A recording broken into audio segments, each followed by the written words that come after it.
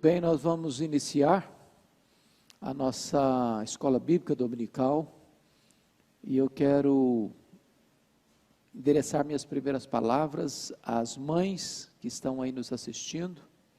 Parabéns pelo seu dia, que Deus abençoe a todas vocês.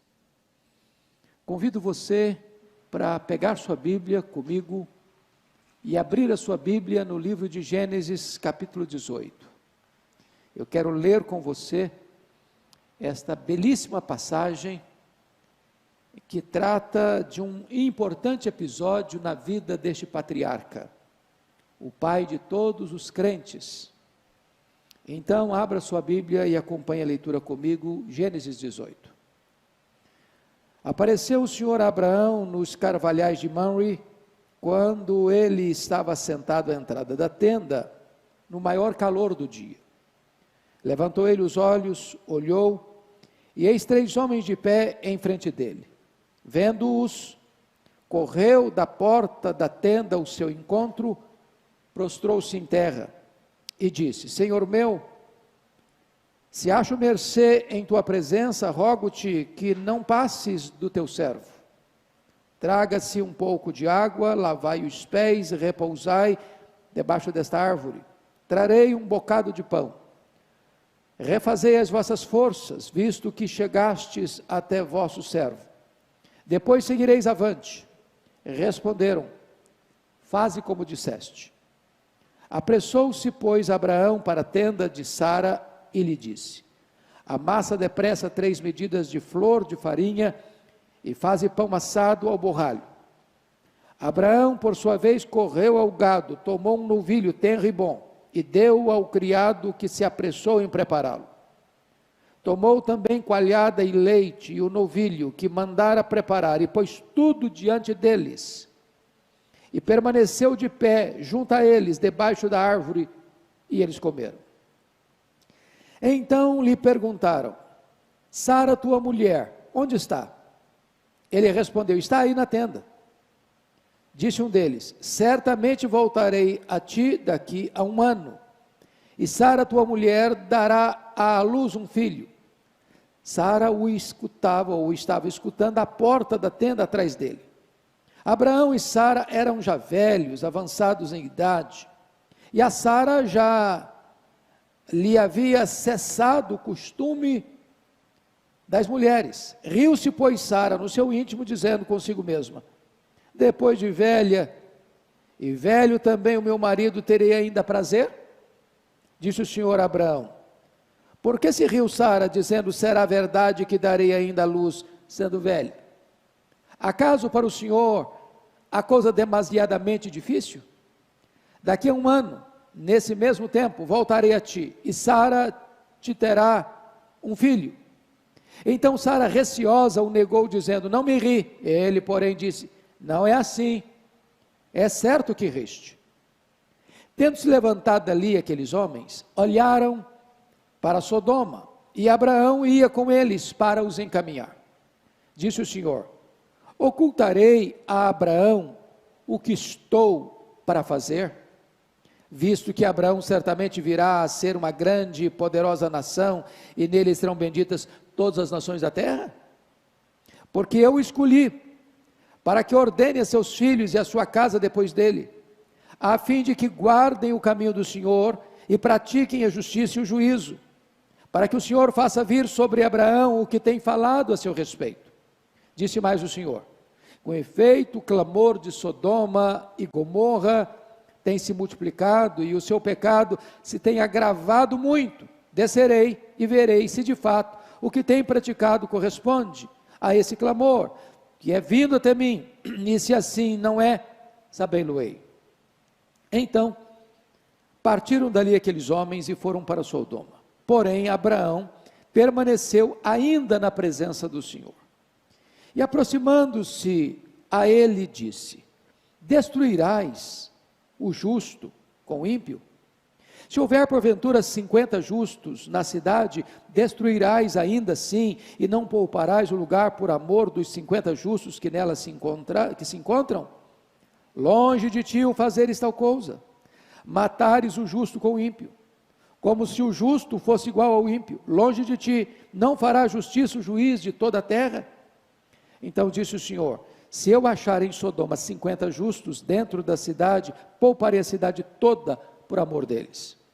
Disse mais Abraão: eis que me atrevo a falar ao Senhor, eu que sou pó e cinza. Na hipótese de faltarem 5 para 50 justos, destruirás por isso toda a cidade? Ele respondeu: não a destruirei, se eu achar ali 45. Disse-lhe ainda mais Abraão: e se porventura houver ali 40? Respondeu: não o farei por amor dos 40. Insistiu: não cire o Senhor, falarei ainda. Se houver porventura ali 30? Respondeu o Senhor: não o farei, se eu encontrar ali 30. Continuou Abraão: eis que me atrevo a falar ao Senhor, se porventura houver ali 20? Respondeu o Senhor: não o destruirei por amor dos 20. Disse ainda Abraão: não cire o Senhor, se lhe falo somente mais esta vez. Se porventura houver ali 10, respondeu o Senhor: não a destruirei por amor dos 10. Tendo cessado de falar a Abraão, retirou-se o Senhor, e Abraão voltou para o seu lugar. Bom, eu quero pensar com você sobre o seguinte tema: quando o Senhor visita a nossa casa, quando o Senhor visita a nossa família. Eu gostaria de situar esta passagem para que você entenda o contexto. Abraão foi tirado de Ur dos Caldeus, e Deus o ordenou a sair do meio da sua terra, do meio da sua parentela, ir para uma terra que Deus haveria de mostrá-lo, e Deus haveria de abençoá-lo e fazer dele uma bênção para as nações. E diz a Escritura que Abraão levanta altares a Deus, mas diz a Escritura que depois de obedecer a Deus, ele passa por uma primeira prova. Há uma fome na sua terra, e ele, sem consultar a Deus, desce ao Egito. Ao descer ao Egito, ele tem ciência de que os valores, os princípios que governam aquela terra, são outros valores e princípios, e ele começa a imaginar que Faraó tem um harém, e que ele poderia ser morto pelos soldados de Faraó, se porventura a beleza da sua mulher, e a Bíblia diz que ela era extremamente formosa, pudesse atrair os olhos de Faraó. Então ele combina com a sua mulher para chegar no Egito e mentir acerca dela: você é minha irmã. E não tardou para que os príncipes olhassem para ela, se agradassem dela e levassem Sara para o harém de Faraó. E como resultado disso, Faraó cumulou a Abraão de presentes, de riquezas, de muito gado, muitos servos e muitas servas. Aquela riqueza não foi uma bênção para ele. Ele desceu ao Egito e ali transige com os valores absolutos de Deus. Até que Deus fere a casa de Faraó com pragas, e Faraó descobre a mentira de Abraão e repreende Abraão, e expulsa Abraão do Egito. Bom, ele retorna, ele volta agora, exatamente de onde tinha saído, e ao retornar ele demonstra quebrantamento, porque levanta um altar para o Senhor. Mas a riqueza que ele trouxera do Egito, ele já era um homem rico, mas trouxe mais riqueza, é o elemento que vai servir de fator principal para a crise entre ele e o seu sobrinho Ló, porque os pastores de ambos começam a brigar por falta de espaço, e então há a separação de Abraão e Ló, e Abraão, como líder do clã, abre mão de escolher, e deixa que Ló escolha primeiro. Diz a Bíblia que Ló olha para as campinas verdejantes do Jordão, onde estavam as cidades da planície, Sodoma, Gomorra e outras mais, e opta por ir para lá. E ele, Abraão, vai para Mamre, perto de Hebrom, e ali se estabelece. Depois, logo em seguida, no capítulo 14, a Bíblia nos informa de que houve uma invasão dos 4 reis, lá da Mesopotâmia, lá da planície do Eufrates, contra os 5 reis da planície do Jordão, onde estava Sodoma e Gomorra e onde morava Ló, e impõe sobre eles uma vassalagem, Depois de 12 anos de escravidão, esses 5 reis aqui da planície do Jordão se rebelam contra os 4 reis lá da Mesopotâmia e sofrem uma derrota cachapante. E esses reis lá da Mesopotâmia não só impõem uma derrota, mas levam o povo cativo e expoliam os seus bens. E Ló está no meio dessas pessoas que foram levadas escravizadas.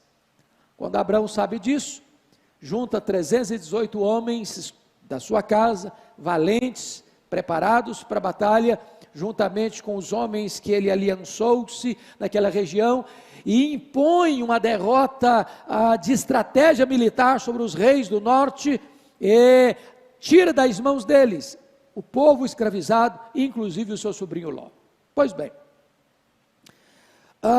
quando você avança um pouco mais nas escrituras, para examinar esse assunto, você chega no capítulo 15, e Deus firma uma aliança com ele. E quando Deus visita-o, ele está muito triste, porque ele está com medo. Ele está com medo. E Deus aparece para ele e diz: Abraão, não fica com medo não, não tenhas medo, eu sou o seu escudo. Ele está com medo de quê? Talvez de uma retaliação daqueles reis, lá da Mesopotâmia. Ele está com medo por quê? Porque Deus prometeu que ele iria ser pai de uma grande nação, e ele não tem filhos. Diz: vai ser o Eliezer, o meu servo, o meu mordomo, que vai herdar toda a minha riqueza. E Deus faz uma aliança com ele e diz: olha, Abraão, faz o seguinte, sai da sua tenda, olha para o céu, quantas estrelas, se é que você pode, assim será a sua descendência. Mas, como a vida é feita de começos e recomeços, os anos se passaram. E agora já tem exatamente 10 anos que ele tinha saído da terra e indo para a terra de Canaã. A promessa não se cumpria.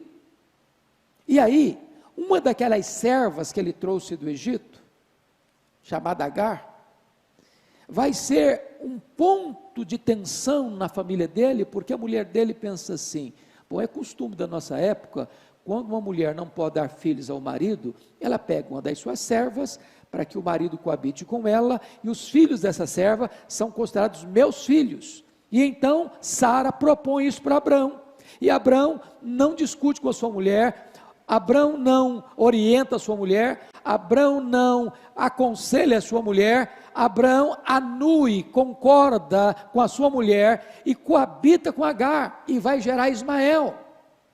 Isso é chamado de sinergismo. É quando o homem tenta dar uma mãozinha para Deus, é quando o homem tenta cooperar com Deus, como se Deus não fosse suficientemente sábio e poderoso para dar conta daquilo que prometeu. Pois bem, isso gerou um sério problema para aquela família. Então, diz a Escritura, no capítulo 17, que quando Abraão completou 99 anos, Deus apareceu para ele e disse: Abraão, anda na minha presença e ser perfeito. E Deus firma uma aliança com ele e estabelece a circuncisão como selo dessa aliança. Deus é maravilhoso, porque é o Deus que perdoa, é o Deus que restaura. Você anda com Deus um tempo, depois você dá uma escorregada e você fraqueja, e Deus não desiste de você, Deus não abandona você, Deus volta a você, Deus propõe um recomeço com você, Deus restaura você, Deus renova a sua aliança com você. E então, com 99 anos, Deus renova a aliança, muda o nome dele de Abrão para Abraão, de grande pai, para pai de uma multidão, muda o nome de Sarai para Sara, e agora, logo em seguida, porque tem 99 anos, foi dentro daquele ano ainda, é que entra a passagem que acabamos de ler, capítulo 18. Quando Abrão está na sua tenda, na porta da sua tenda, lá nos carvalhais de Mamre, assentado à entrada da tenda, calor imenso, hora mais quente do dia, talvez meio-dia, e ele olha, defronte dele tem 3 homens, e já naquele momento Abrão tem um discernimento, que não são apenas peregrinos, não são apenas beduínos que estão caminhando por aquelas regiões desérticas de Hebrom. Ele reconhece que aqueles homens têm algo de especial, e mais do que isso, que é uma visitação de Deus à sua casa, à sua tenda, à sua família. E então diz o texto que ele corre ao encontro deles, e ele, vendo-os, correu da porta, verso 2, da tenda ao seu encontro, e prostrou-se em terra. Prostrou-se em terra. Quero destacar para você que alguns pais da igreja, e até mesmo o reformador Martim Lutero, chegou a pensar que esses 3 homens são a expressão do Pai, do Filho e do Espírito Santo, que seria uma representação da Trindade ali para Abraão. Particularmente, e baseado na maioria dos estudiosos, eu preciso discordar desse pensamento, e penso eu que o texto nos leva a outra conclusão, porque na verdade, o que acontece ali é que nesses 3 homens, um desses homens representava o Senhor, Deus Jeová, Deus Javé. E você pode ler comigo, por exemplo, o verso 13, disse o Senhor a Abraão. Então, quem está falando não é um anjo. O verso 14, acaso para o Senhor a coisa é demasiadamente difícil? O versículo 17, olha comigo, disse o Senhor, ocultarei a Abraão o que está para fazer, o que estou para fazer? Então quem está falando aqui não é um anjo, é o Senhor, é um desses 3 homens, é a pessoa do Senhor. Olha ainda verso 22, então partiram dali aqueles homens, e foram para Sodoma, porém Abraão permaneceu ainda na presença do Senhor. E quando você avança um pouco mais no entendimento, você já vai lá para o capítulo 19, versículo 1, ao anoitecer vieram os 2 anjos a Sodoma. Então, enquanto Abraão fica com um dos homens, que é o Senhor, os outros 2 homens são 2 anjos.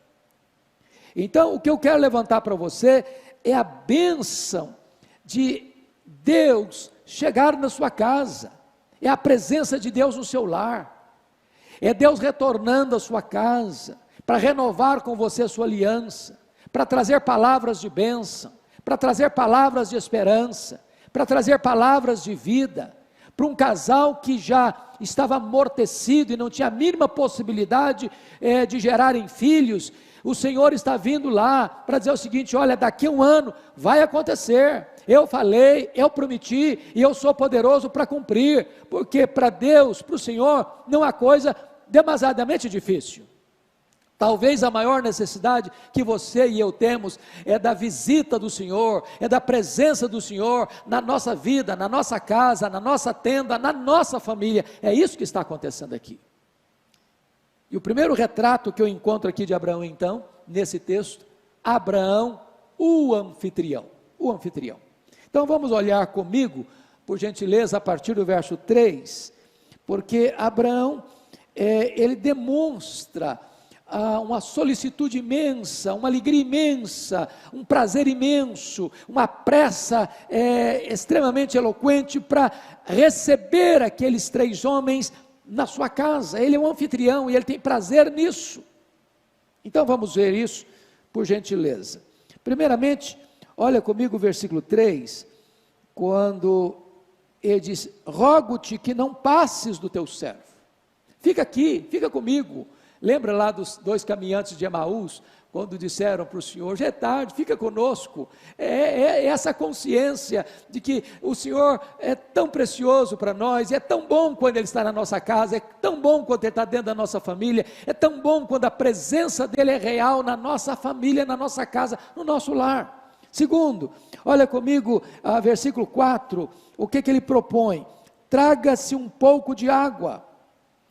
Isso era uma forma de acolhida calorosa, porque se caminhava a pé, por aquelas regiões desertificadas, muita poeira, e o primeiro gesto de que você era um bom anfitrião, era que quando a pessoa chegava, você colocava água para lavar os pés.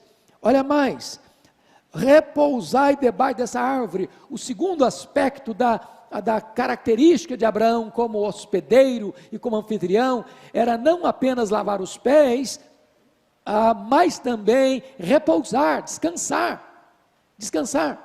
Olha, em terceiro lugar, o que ele vai estabelecer para eles? Refeição beduína. E eu chamo a sua atenção para os versículos 5 a 8, porque tem aqui vários aspectos de que os beduínos são muito generosos nas suas refeições, e Abraão está demonstrando isso aqui.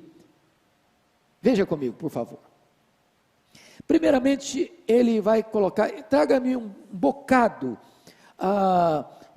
de pão, e eu chamo a sua atenção para as características desta hospitalidade de Abraão. Primeiro, Abraão serviu imediatamente, versículo 4, traga-se um pouco de água, lavai os pés, repousai debaixo desta árvore.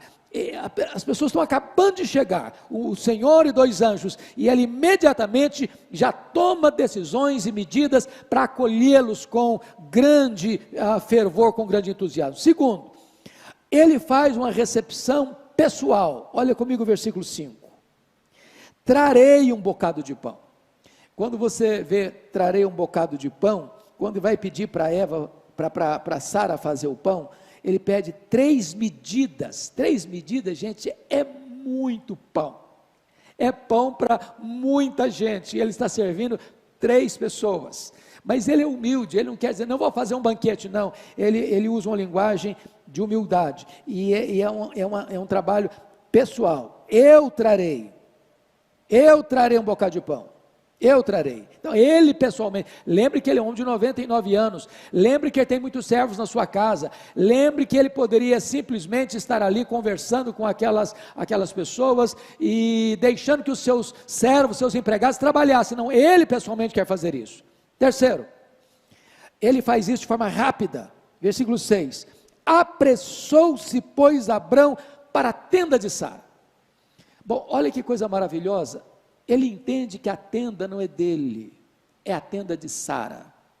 Quando a Bíblia diz que a mulher é a dona do lar, dona da casa, é nesse sentido, já está aqui. Abraão entendia que a tenda, embora ele morasse, embora ele fosse o líder, embora ele fosse o cabeça, embora ele fosse o chefe daquele clã, ele entendia que aquele espaço geográfico era chamado de a tenda de Sara.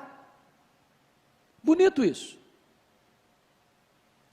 Isso é um princípio, e ele faz isso com pressa, ele apressou para a tenda de Sara. Mas mais do que isso, a generosidade dele. Veja comigo quais são os expedientes dele. Primeiro, amassa depressa 3 medidas de flor de farinha. Flor de farinha é a nata da farinha, a farinha melhor, de melhor qualidade. E faz pão amassado. Cabia a mulher fazer o pão. Agora olha o versículo 7, Abrão por sua vez correu ao gado, 99 anos, ele não vai ao gado, ele corre ao gado, ele tem pressa, e corre ao gado. Mas para que ele vai lá? Para tomar um novilho tenro e bom. Ele escolhe o bezerro cevado, ele escolhe o melhor, ele escolhe o mais tenro, ele escolhe o que ele tem de melhor. E diz o texto, versículo 7, deu ao criado, que fez o quê? Que se apressou em prepará-lo. Tudo é feito da melhor qualidade, tudo é escolhido com abundância, e tudo é feito com pressa. Agora veja você comigo o versículo de número 8, olha aí, tomou também coalhada e leite e o novilho que mandara preparar e pôs tudo diante deles, é uma mesa farta, é uma mesa de um beduíno, e mais, diz o texto aí no versículo 8, que ele permanece de pé, como garçom, que está servindo, como garçom, que não é para bater papo, não é para puxar conversa, não é para perguntar, tem a única finalidade de estar ali para servir, para oferecer o melhor, para dar mais conforto aos seus convidados, e ele é o anfitrião, e ele fica ali, pronto e disposto a servir. Abraão, o anfitrião. A grande pergunta é, como você recebe o Senhor na sua casa? O Senhor se sentiria bem na sua casa, como sentia bem, por exemplo, lá na casa de Marta, Maria e Lázaro? O Senhor tem espaço na nossa família? Nós temos prazer em receber a presença dEle? O que é que nós estamos assistindo dentro da nossa casa? O que é que nós estamos ouvindo dentro da nossa casa? O que é que nós estamos conversando na nossa casa? O que é que nós estamos botando na mesa da nossa casa? Tudo isso traz glória para Deus, e dizemos com isso, Senhor, seja bem-vindo na nossa casa, seja bem-vindo na nossa família. Essa é uma lição que Abraão nos ensina, Abraão, o anfitrião. Mas, Quero partir para o segundo ponto desse texto. Agora Abrão, o marido. Então você vai ver comigo, por gentileza, nos versos 9 a 15.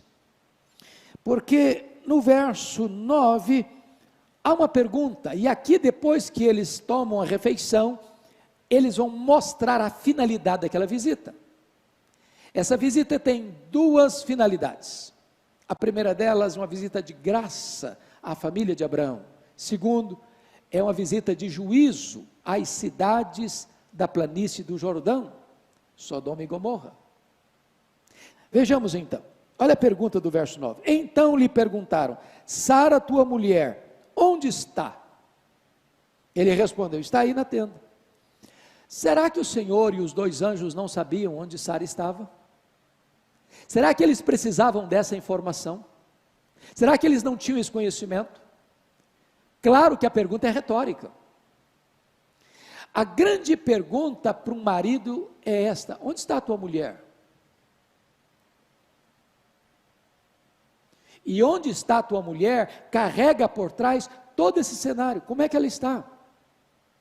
Como é que você tem tratado a ela? Como é que você tem convivido com ela? Como é que tem sido o seu relacionamento com ela? Eu tenho ministrado a você, Abrão, desde que você saiu de Ur dos Caldeus. Eu tenho falado com você, eu tenho visitado você, tenho dado promessas a você, eu tenho renovado as minhas alianças com você, eu tenho sempre reafirmado a minha palavra para você, de que eu vou suscitar a partir de você uma grande descendência. A grande pergunta é: onde está a sua mulher em tudo isso, Abrão?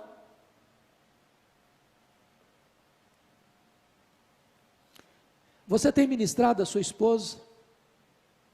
A sua esposa é uma mulher mais crente, mais piedosa, mais cheia do Espírito Santo, porque convive com você, porque se relaciona com você. Onde está a tua mulher? Agora, note você que diante desta pergunta, que foi retórica, há uma promessa no versículo 9, eu chamo a sua atenção.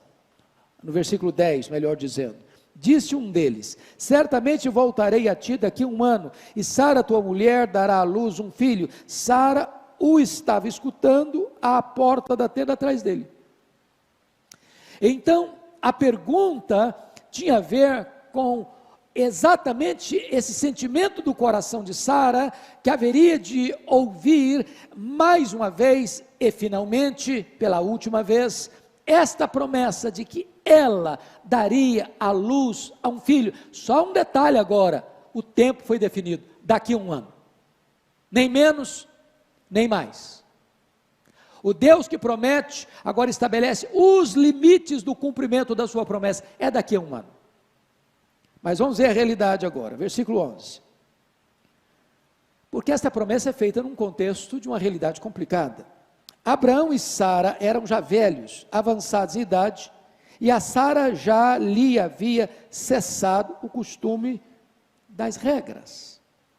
Bom, o ponto é o seguinte: a promessa do filho vem em choque, em conflito com a possibilidade desse casal gerar filhos.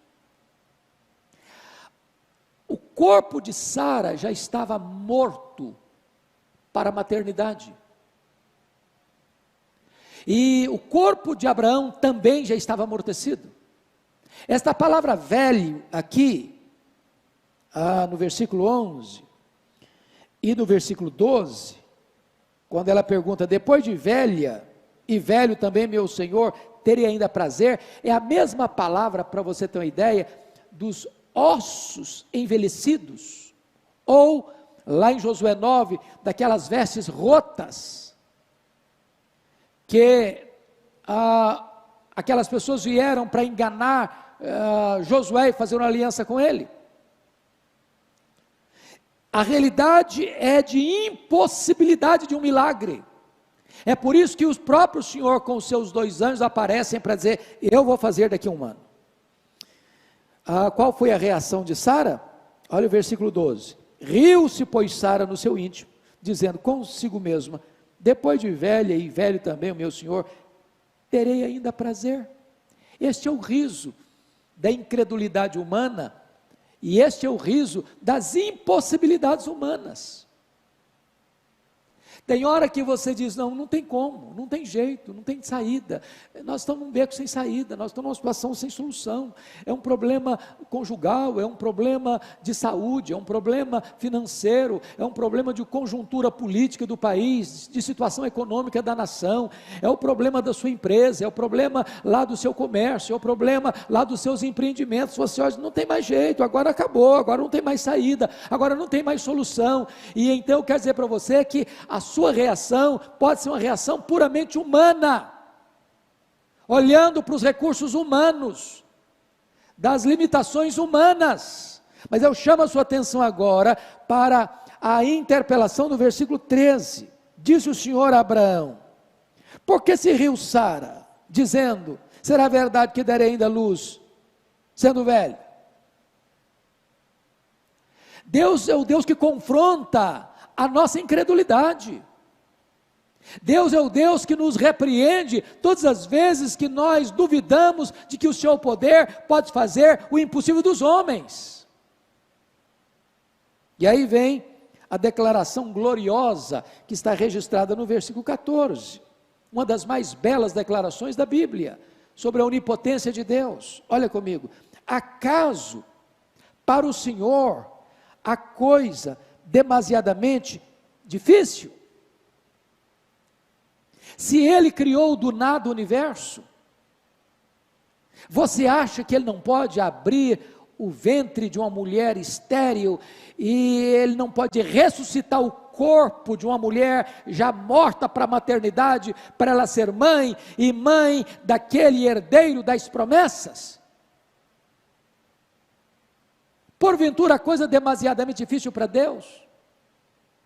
Foi isso que Jó entendeu no final da sua vida. Agora eu sei que tudo podes, e nenhum dos teus planos pode ser frustrado. Foi isso que o anjo Gabriel disse a Maria, lá em Nazaré da Galileia, que para Deus não há impossíveis em todas as suas promessas. Foi isso que o apóstolo Paulo escreveu em Efésios 3:20, ora aquele que é poderoso para fazer infinitamente mais do que tudo quanto pedimos ou pensamos, conforme o seu poder que opera em nós. Então, os seus problemas podem ser maiores do que suas forças, mas os seus problemas são menores do que o poder todo suficiente de Deus. Então, o Senhor, depois de fazer isso, faz um confronto no versículo 15. Então Sara, receosa, o negou, dizendo, não me ri. Ele, porém, disse, não é assim, é certo que riste. Bom, não dá para mentir para Deus, porque aquilo que o riso de Sara não foi para fora, foi para dentro, não foi uma gargalhada, foi um riso interior. Mas o Senhor a viu, e o Senhor a confrontou. Eu quero dizer para você que Deus está olhando para nós, Ele está nos confrontando, e é melhor que você e eu nos curvemos ao seu confronto, e creiamos nas suas promessas. Bom, depois de falar então de Abrão, como anfitrião, Abrão como marido, eu quero pensar agora com você um pouco sobre Abrão como um profeta de Deus. Olha os versículos 16 a 18. Tendo se levantado dali aqueles homens, olharam para Sodoma, e Abraão ia com eles para os encaminhar. Disse o Senhor, ocultarei a Abraão o que estou para fazer?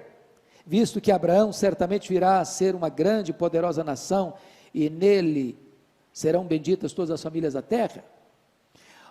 Você lembra que o profeta Amós chegou a dizer isso? Que o Senhor não faz nada sem antes revelar o que vai fazer aos seus santos profetas. Abraão era um profeta de Deus, e Deus está saindo da casa de Abraão, onde deixou bênçãos e promessas, se encaminhando agora para Sodoma e Gomorra. E Deus está dizendo o seguinte, eu não vou executar juízo sobre aquelas cidades da planície, sem antes revelar isso a Abraão. Eu não tenho segredo com Abraão. Aquilo que eu vou fazer, eu ponho diante dos seus olhos. Eu trago essa informação para ele. Ele é meu profeta. Ele é meu mensageiro. E Deus está mostrando aqui que Ele está para cumprir um juízo iminente sobre as cidades malvadas e impiedosas da planície, mas antes disso, Abraão é informado do que Deus está para fazer. Depois disto, vem uma quarta figura de Abraão nesse texto. Primeiro, Abraão, o anfitrião. Segundo, Abraão, o marido. Terceiro, Abraão, o profeta. Mas em quarto lugar, veja comigo agora Abraão, o educador. Você pode olhar comigo, por gentileza, o versículo 19, um dos mais belos textos da Bíblia. Está escrito assim: porque eu o escolhi para que ordene a seus filhos e a sua casa depois dele, a fim de que guardem o caminho do Senhor e pratiquem a justiça e o juízo, para que o Senhor faça vir sobre Abraão o que tem falado a seu respeito. Eu chamo a sua atenção para um ponto muito importante aqui. Para cada pessoa que Deus salva, Ele tem um propósito, Ele dá um propósito de vida. Por exemplo, o propósito de Noé foi construir a arca, e salvar a sua família, e recomeçar a povoação da terra. O propósito de Moisés foi ser o libertador do seu povo da escravidão do Egito. O grande propósito na vida de Josué foi introduzir o povo de Deus na terra prometida. O grande propósito de Davi foi estabelecer um reino sólido de Israel. O grande propósito de Deus na vida de Salomão foi a construção do templo de Jerusalém. O grande propósito de Deus na vida de Neemias foi reconstruir os muros de Jerusalém e restabelecer a vida espiritual daquela cidade. O grande propósito de Deus na vida de João Batista foi preparar o caminho do Senhor para que ele se manifestasse. O grande propósito de Deus na vida de Pedro foi que ele abrisse a porta do Evangelho para judeus e gentios. O grande propósito de Deus na vida de Paulo foi que ele levasse este Evangelho aos povos, às nações, aos gentios, aos mais longínquos. A pergunta é: qual foi o grande propósito de Deus na vida de Abraão, o pai da nação de Israel e o pai dos crentes? Bom, esse texto está nos dizendo que Deus o escolheu com esse propósito. Mas que propósito? Que propósito? Para que ordene a seus filhos, preste atenção agora, e a sua casa depois dele. Bom, então vamos fazer um pouquinho de conta aqui. Quando Isaac, o filho da promessa, nasceu, Abraão tinha 100 anos. Isaac casou-se com 40 anos. Portanto, quando o seu filho Isaac se casou, Abraão tinha 140 anos. Bom, Isaac orou por Rebeca 20 anos. Ela era estéril. E quando Rebeca concebeu e deu à luz os seus filhos gêmeos, Esaú e Jacó, netos de Abraão, o Isaac tinha 60 anos, portanto, Abraão tinha 160 anos quando seus netos nasceram. Bom, e Abraão morreu com 175 anos, logo, Abraão só teve 15 anos de vida. A Bíblia diz que ele morreu em ditosa velhice, então ele estava ainda feliz, convivendo. Ele só teve 15 anos para conviver com seus netos. Mas como assim? Como assim que o projeto de Deus na sua vida foi que ele, está escrito aí no versículo 19, ordenasse os seus filhos e a sua casa depois dele, a fim de que guarde o caminho do Senhor e pratique a justiça e o juízo? Se ele teve tão pouco tempo. E aí você vai entender Abraão e entender esse texto, quando você vai para Hebreus capítulo 11. Que ele viu as promessas e saudou-as de longe. Ele sabendo que ele era o pai dos crentes. É como se ele estivesse olhando lá da sua tenda em Mamre, em Hebron, para os séculos para frente dele, para as gerações para frente dele, para as nações para frente dele, e para todos aqueles que o Senhor comprou com o seu sangue, de todas as raças, povos, tribos, línguas e nações, e abençoando essas gerações, dizendo o seguinte: eu quero que a minha geração seja santa, eu quero que a minha geração seja comprometida com Deus, eu quero que a minha geração conheça Deus, eu quero que os meus descendentes sejam comprometidos com Deus. Abraão era um educador comprometido com as futuras gerações. A pergunta que eu faço a você hoje é: qual é o compromisso que você tem de educar seus filhos, seus netos e as suas futuras gerações? Você se lembra do rei Ezequias? Um homem de Deus, mas que cometeu um gravíssimo erro nesse particular. Quando ele tinha 39 anos de idade, Deus apareceu para ele e disse para ele colocar em ordem a sua casa, porque certamente ele morreria.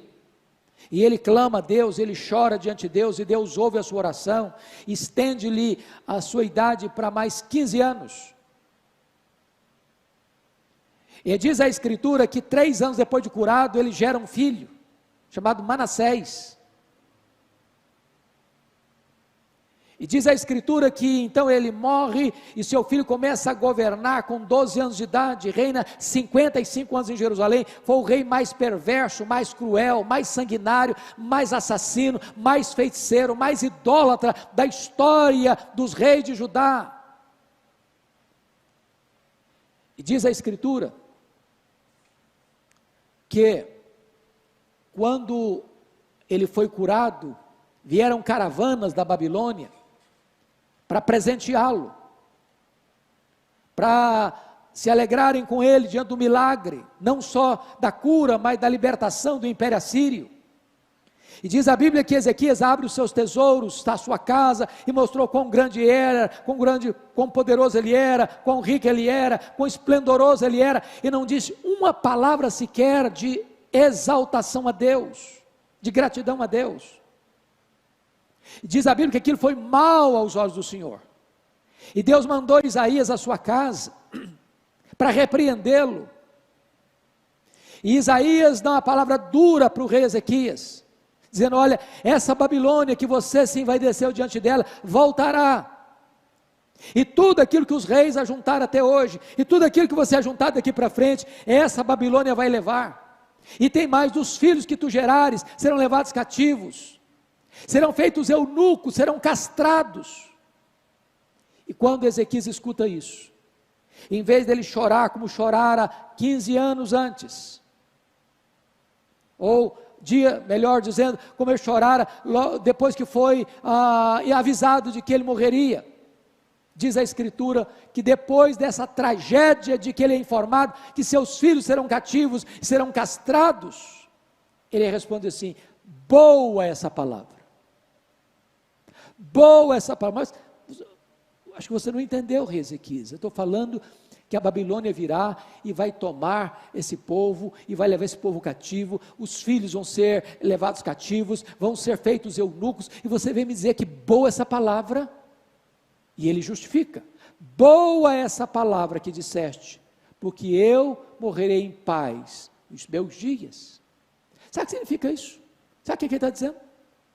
Quando isso acontecer, eu não estou mais aqui para contar essa história. Quando isso acontecer, eu não estou mais aqui. Então, depois que eu morrer, desculpem da expressão, que se danem as futuras gerações, eu não estou nem aí. Nós precisamos de pais, de mães comprometidos com a educação de seus filhos, de seus netos, de sua futura descendência. É isso que Abraão fez, e é isso que nós precisamos fazer. Mas eu queria concluir então a exposição desse texto. Primeiro, Abraão como anfitrião. Segundo, Abraão como profeta. Terceiro, Abraão, primeiro anfitrião, segundo marido, terceiro profeta. Quarto, Abraão como educador. E quinto lugar, Abraão como intercessor. É exatamente isso que você vai ver comigo a partir dos versos 20 a 33. E quando chega o verso 20, Disse mais o Senhor. Agora o Senhor vai revelar a Abraão o segundo motivo da sua visita à sua casa. A primeira foi uma visita de bênção para a família de Abraão. A segunda razão da visita à casa de Abraão, porque ele era um profeta de Deus, era avisar a ele de que haveria um juízo sobre as cidades da planície. Então escuta o verso 20. Disse mais o Senhor: com efeito o clamor da cidade de Sodoma, ou o clamor de Sodoma e Gomorra tem se multiplicado, e o seu pecado tem se agravado muito, muito. Então a primeira coisa que você nota aqui, o agravamento do pecado, e aquelas cidades já tinham sido abençoadas por Abraão, que libertou o seu povo, e tirou os espólios de guerra das mãos daqueles reis do norte, e eles poderiam ter reconhecido a boa mão de Deus e se arrependido, mas o contrário, depois da libertação, eles continuaram pecando e agravando ainda mais o pecado. Era uma cidade promíscua, era uma cidade onde a relação sexual das pessoas era contrária à natureza, era uma cidade violenta, e esta violência da cidade, as pessoas que eram violentadas nessa cidade, esse clamor subiu até Deus. Deus se importa com a cidade, e Deus vê os pecados da cidade. Mas em segundo lugar, você nota que antes de Deus aplicar o juízo, Deus investiga primeiro. Deus nunca aplica um juízo sem um diagnóstico primeiro. Então veja comigo o verso 21. Descerei e verei se de fato o que tem praticado corresponde a esse clamor que é vindo até mim, e se assim não é, sabê-lo-ei. É claro que essa é uma linguagem humana, antropomórfica, para descrever esta cena para nós, que Deus não aplica o juízo sem antes investigar. Deus é justo. Deus não inocenta o culpado, e Deus não culpa o inocente.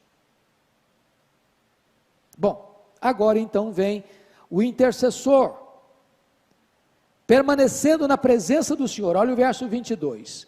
Então partiram dali aqueles homens, e foram para Sodoma. Eram 3 homens, um era o Senhor e 2 anjos. Porém Abraão permaneceu ainda na presença do Senhor. Então preste bem atenção agora. São 3 homens, um é o Senhor, 2 são anjos. Os 3 estão saindo juntos da casa do Abraão. Abraão, como um bom anfitrião, não só dá a eles um banquete, mas também os conduz na estrada para onde estão indo.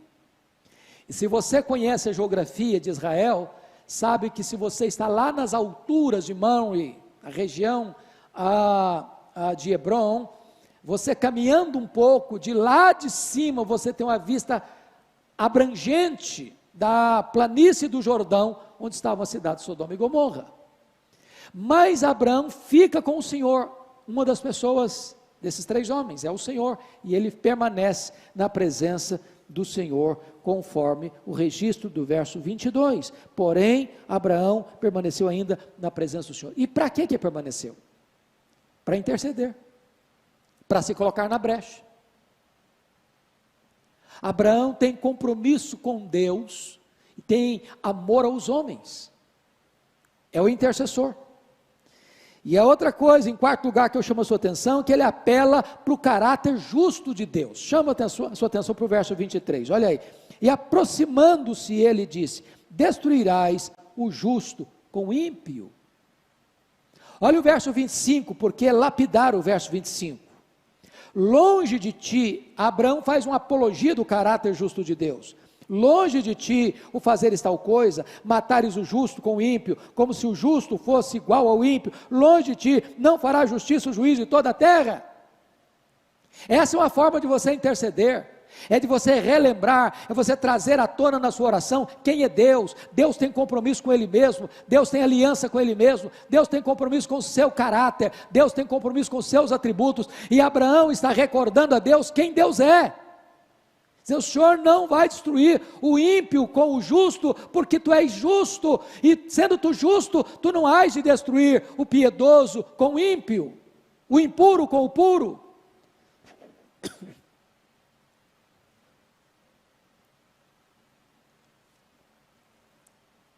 Quinto lugar, Abraão, na sua intercessão, ele insiste com Deus. Nos versos 24 a 32, tem 6 pedidos de Abraão, 6.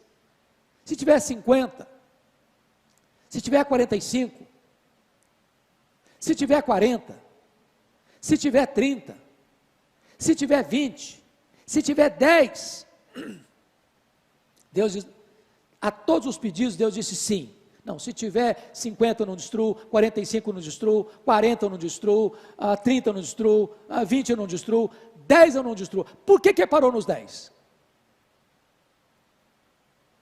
Porque 10 era mais do que um número simbólico, 10 era o menor número de um grupo, de uma comunidade.